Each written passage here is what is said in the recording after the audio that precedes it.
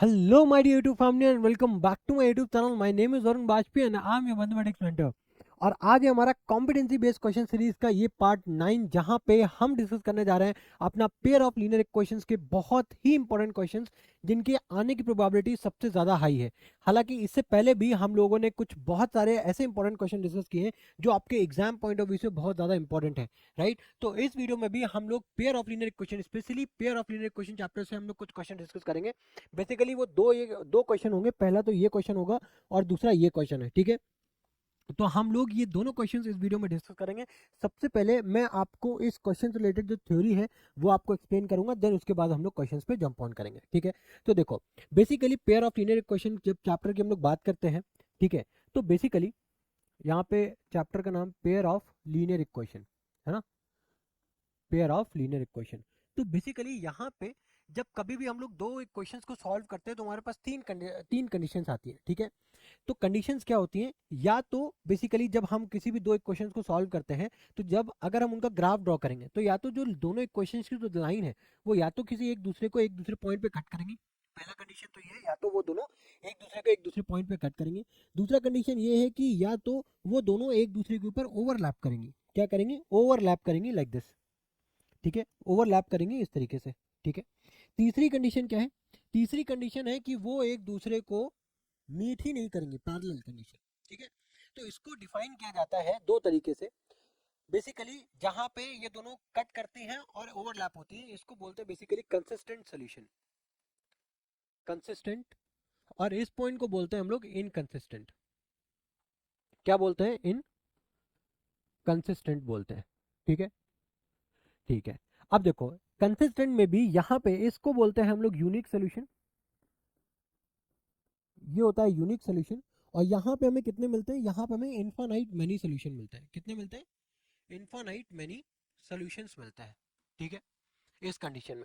और ये जो थर्ड कंडीशन है, यहाँ पे हमें कोई भी सोल्यूशन नहीं मिलता है। बेसिकली हमें सोल्यूशन कब मिलते हैं? सोल्यूशन तब मिलते हैं जब एक दोनों लाइन एक दूसरे को या तो किसी एक पॉइंट पे कट करती हैं, या फिर जैसे यहाँ पे देखो एक ही पॉइंट पे कट करिए तो यहाँ पे हमें कितना सोल्यूशन मिलेगा? यूनिक सोल्यूशन एक ही मिलेगा। बट अगर सेकंड कंडीशन देखो तो दोनों एक दूसरे को ओवरलैप करेंगे, तो यहाँ पे कितने सोल्यूशन मिलेंगे? यहाँ तो हमें इनफाइनाइट नंबर ऑफ सोल्यूशन मिलेंगे, करेक्ट है। बट अगर आप थर्ड केस में देखो तो थर्ड केस में ये दोनों लाइन एक दूसरे को कट ही नहीं कर रही है, इसी वजह से हमें यहाँ पे क्या बोला है कि हमें यहाँ पे कोई भी सोल्यूशन नहीं मिलेगा, नो सोल्यूशन, ठीक है। अब देखो, यहाँ पे ये जो यूनिक सोल्यूशन का जो केस है, ठीक है, इसमें क्या होता है बेसिकली, अगर हमारी जो जनरल फॉर्म ऑफ इक्वेशन होती है, जैसे a1x plus b1y plus c1 equals to zero, दूसरा हो गया आपका a2x plus b2y plus c2 equals to zero. अब अगर यूनिक सोल्यूशन है तो वहां पे हमारा कोफिशिएंट हमेशा याद रखना है, एक्स और वाई के कोफिशिएंट को हम लोग कंपेयर करते हैं। a1 upon a2 is not equals to b1 upon b2 होगा, ठीक है। अब अगर इनफाइनाइट सोल्यूशन है तो वहां पे a1 upon a2 is equals to b1 upon b2 is equals to c1 upon c2 होगा, ठीक है।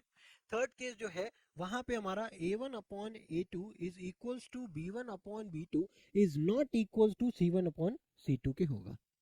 आई होप ये चीज क्लियर है आपको, ठीक है। अब अगर ये चीजें क्लियर है, ठीक है, ये बहुत ही ज्यादा इंपॉर्टेंट है, बहुत ही ज्यादा इंपॉर्टेंट है, ठीक है। अब अगर ये चीज आपको क्लियर है, ठीक है, अब उसके बाद हम यहाँ पे इन्होंने क्या बोला है? Two lines are given to be parallel. इन्होंने कंडीशन ऑलरेडी दे दी है, पैरेलल। पैरेलल यानी कि नो सोल्यूशन। नो सोल्यूशन का कंडीशन क्या है? ये है ना, हम सबको पता है, ठीक है। अब बोला क्या गया है? The equation of the second line, अगर पहली इक्वेशन ये है 3x माइनस 2y बराबर में 5, तो दूसरी इक्वेशन क्या होगी? तो दूसरी इक्वेशन जो भी होगी हमें ये पता है, वो b1 upon b2 c1 upon c2 जो कंडीशन होंगे वो बराबर नहीं होगा, करेक्ट है, ठीक है साहब। अब देखो, देखो, अगर हम 9x प्लस 8y, ठीक है, अब देखो इसको क्या करो, इसको आप इस तरफ लिख दो, है ना, माइनस करके लिख दो, -7 इक्वल्स टू जीरो। अब इसको भी इस तरफ लेकर के आओ, -7 इक्वल्स टू जीरो। अब अगर इस दोनों के तीनों के आप कोफिशिएंट्स को कंपेयर करो, ठीक है, तो क्या होगा? 3/9, ठीक है, बराबर में क्या हो जाएगा? -2/8 बराबर में -7/7। अब पहली बात तो ये देखो, a1/a2 और b1/b2 ही बराबर नहीं है, यानी कि ये सोल्यूशन तो नहीं होगा, ठीक है साहब, ठीक है, समझ में आ गया। अब देखो, इसको मैं रफ कर रहा हूँ ताकि, क्योंकि हमारे पास जगह नहीं है, ठीक है। अब इसी तरीके से हम लोग सेकेंड इक्वेशन को चेक करते हैं, ठीक है। सेकेंड इक्वेशन क्या है? -12x माइनस ऑफ 8y, 7 इस तरफ लेके आएंगे, -7 इक्वल्स टू 0।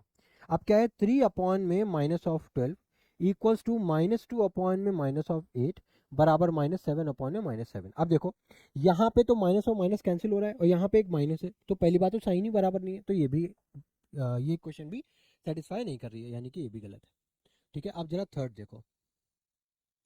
ठीक है, थर्ड क्या है हमारे पास दी हुई है, थर्ड इक्वेशन क्या दी हुई है, वो दिया हुआ है -12x plus of 8y minus of 7 बराबर में 0। ठीक है, ठीक है, यहाँ पे हो गया 3 अपॉन में -12 बराबर में -2 अपॉन में 8 बराबर में -7 अपॉन में -7। ठीक है, अब देखो 3 4 12। ठीक है, क्योंकि साइन यहाँ पे माइनस है, यहाँ पे माइनस है, तो यहाँ पे आ गया माइनस का 4। 2 4 8। ठीक है, 2 4 8, यहाँ पे क्या आ गया माइनस का 1 अपॉन 4, और यहाँ पे क्या आ गया 1। देखो कुछ भी बराबर आ रहा है क्या, नहीं आ रहा है, बराबर नहीं आ रहा है। ठीक है, हमें basically at least a1 upon a2 और b1 अपॉन b2 तो बराबर चाहिए ना, वो तो हमें चाहिए ही है ना। अब अगर वही बराबर नहीं है, एक सेकंड को, यहाँ पे कुछ गलत हो गया, यहाँ पे ये हो जाएगा माइनस का 1/4, यहाँ पे भी माइनस का 1/4, और ये हो जाएगा 1। ठीक है, अब देखो ये कंडीशन हमारी सेटिस्फाई कर रही है। ठीक है, अब वो कंडीशन क्या है कि a1 अपॉन a2, आप ध्यान से देखो a1 अपॉन a2 का जो रेशियो है वो b1 अपॉन b2 के तो बराबर है, बट b1 अपॉन b2 जो है वो c1 अपॉन c2 के बराबर नहीं है, यानी कि जो हमारा थर्ड केस है, थर्ड हमारा करेक्ट ऑप्शन है इस क्वेश्चन के लिए। आई होप ये क्वेश्चन समझ में आया होगा। ठीक है, अब अगर ये चीज समझ में आई है, अब नेक्स्ट क्वेश्चन पे अगर मूव ऑन करें तो क्या है, अब देखो ये क्वेश्चन, पहले ये कुछ ऐसे क्वेश्चन है ना कि इनको देखते हुए, पहली नजर में देखने के बाद ना इनको समझ में ही नहीं आता कि इसमें करना क्या है ना। इसमें एक थोड़ा सा आपको एक्स्ट्रा हट करके कुछ आपको दिमाग लगाना पड़ता है। एक तो इक्वेशन ये है, दूसरी आपकी इक्वेशन मैं यहाँ पे लिख दे रहा हूँ 1024 x माइनस वाई बराबर में 4।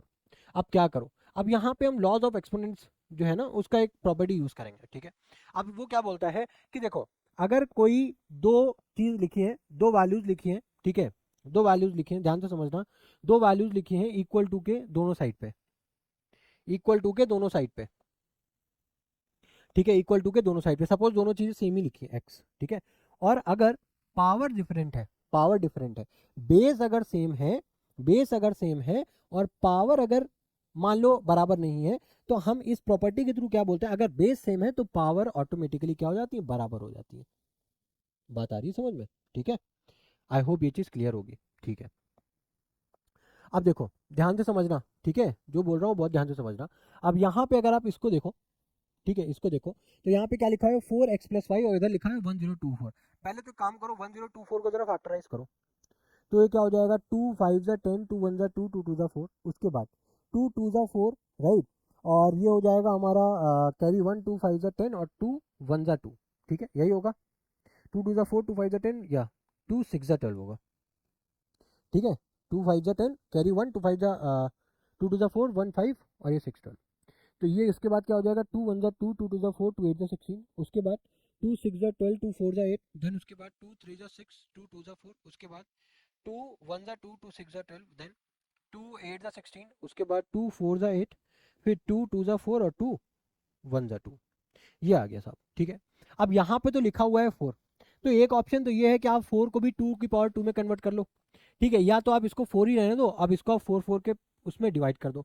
देखो कितने 4 है, 1 2 3 4 5, यानी कि 4 की पावर x प्लस वाई बराबर हो जाएगा 4 की पावर 5।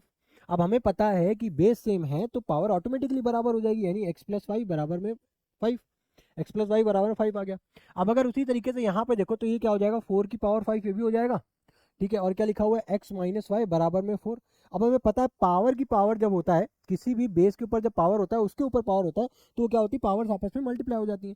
तो 4 की power 5 times x minus Y हो जाएगा और बराबर में हो जाएगा 4। अब यहाँ पे भी देखो बेस सेम है, तो यहाँ पे 5 टाइम्स x माइनस वाई बराबर में 4 हो गया।